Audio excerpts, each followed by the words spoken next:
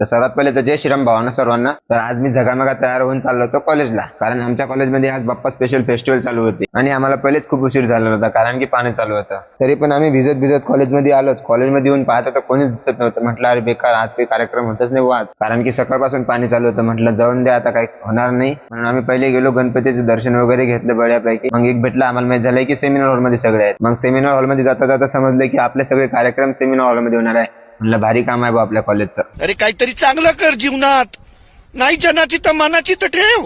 आणि कॉलेजवाल्यांनी डिसाईड केलं होतं की जोपर्यंत पाणी चालू असणार आहे तोपर्यंत सेमिनार हॉलमध्ये कार्यक्रम होणार. मग काय केलं चालू, पण इथं खरी मजा होती मागं बसणाऱ्याची.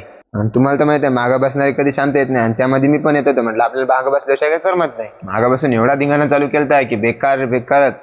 कोणी गाणे म्हणत, कोणी शायरी म्हणत, बेकार सगळ्यांचा विषय. सगळे सिंगर मागच भरलेले होते आमच्या कॉलेजमध्ये. आज सरांनी आम्हाला 2-3दा धमकी दिलेली होती, मागून कोणी बोलू नका रे भाऊ, आंगडी करायचं नाही. पण मुलं काही कोणाचं